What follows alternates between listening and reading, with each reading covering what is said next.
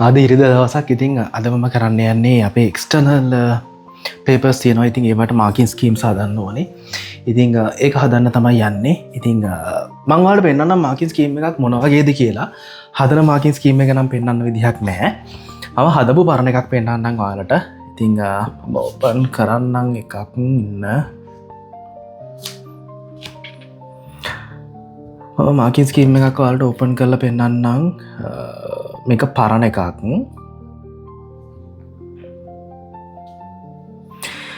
ඉතින් සාමාන්‍ය මෙන්න මේ වගේ මම කියන්නේ මේ ඔක්කොම මාකින් ස්කීම් මෙන්න මේ වගේ හැමෝම හදනවා කියලා නෙවෙයි කියන්නේ.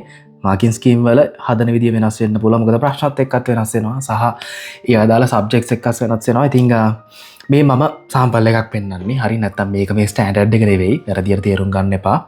දැන් එක්සැම්පල් එකක් කියන්නම්. මේ ෆස්ට් ක්වෙස්චන් එක කේස් බේස් ක්වෙස්චන් එකක්. ඉතින් මේකේ අහලා තිනවා රීසන්ස් 3ක් ලියන්න කියලා. මේ පරණ එකක්. ඉතින් මේ වෙලාවට මම දැකපු දෙයක් තමයි ළමයි ලියනවා රීසන්ස් 4 5 එහෙම ලියලා වැඩක් නැහැ. දැන් අහලා තියෙන්නේ 3යිනේ. ඒතර අහලා තියෙන්නේ මෙතන ලකුණු 9යි අහලා තියෙන්නේ 3යි. හරි එක්ස්ප්ලේන් කරන්න කියලා verb එක තමයි. කියන්නේ මොකද්ද කරන්න කියලා තියෙනවා මෙන්න මෙතන explain කියන එකෙන් verb එක. ඉතින් reasons 3යි අඳුර ගන්න තියෙන්නේ. ඒතර බලමු කොහොමද ලකුණු දෙන්නේ කියලා. identification of each reason mark එක ගානේ 3ක්. ඒතර එතන ලකුණු 3යි. තව ලකුණු 6ක් ඉතුරු වෙනවනේ. මොකද ඔක්කොම 9යිනේ. එතකොට බලන්න explanation of each reason ඒ කියන්නේ identify කරගත්ත එක එක reason එක explain කරනවට ලකුණු 2 ගානේ හම්බ වෙනවා. ඒතර ඔන්න ලකුණු 9 හැදිච්ච විදිය. මේක සාම්පල් එකක් මේ case based questions වලදී කරන වැරද්දක්. ඊට ඒ කියන්නේ ලකුණු 9 දැක්ක ගමන් ආයෙ ඉතින් මුකුත් බලන්නේ පිටු ගණන් ලියනවා. එහෙම කරන්න එපා. තේරුමක් නෑ අපරාධ වෙලාව. ඉතින් තව මම මගේ අත්දැකීමක් කියන්නම්.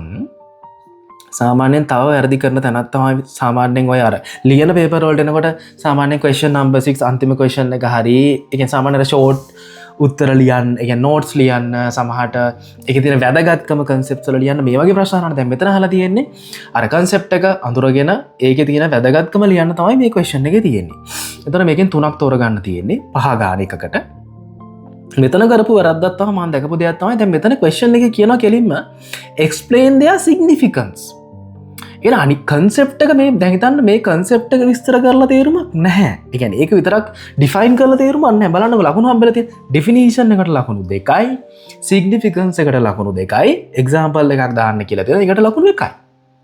එතකොට ගොඩක් ළමයි කරන්නේ ඩිෆයින් කරනවා, එක්සැම්පල් එකක් දානවා. ඒතර ඊටු ලකුණු 2 නෑ දෙන්න විදියක් නෑනේ.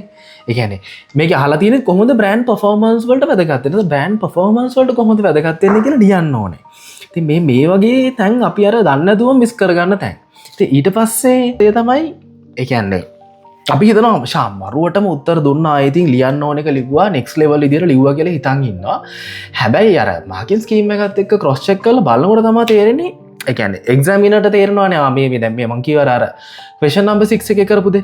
ඉතින් ඔයා හිතනවා මම concept එක superior මේ තුන explain කරා මට ලකුණු ආයෙ ඉතින් 15න් 15ම sure කියලා. හැබැයි ඔයා සමහරට ඒකේ වැදගත්කම ලියලා නැහැ. ඉතින් ලකුණු 2 ගන්න එතරම් 6ක් අඩු වෙලා. ඔය වගේ අපිට මිස් වෙන තැන් තියෙනවා. ඉතින් හරියට මුලින්ම ප්‍රශ්න කියපන්න ප්‍රශ්නේ මොකද්ද කරන්න එකයි මොකද්ද කරන්න තියෙන්නේ කියලා. මොකද අපි දන්නවා exam එකකට ආවම අරම ඒ කියන්නේ එකක් බයයි වෙලා මදි වෙයි මේ වගේ ඔළුවේ ගොඩක් දේවල් වැඩ කරනවානේ. ඉතින් ඒ වෙලාවට හදිස්සියට මිස් වෙන්න පුළුවන්. ඉතින් හොඳම දේ තමයි පරිස්සමෙන් කියවන්න පේපර් එක නැත්තම් අපරාධේ. ඒ කියන්නේ ලකුණු අඩු වෙන්න පුළුවන්.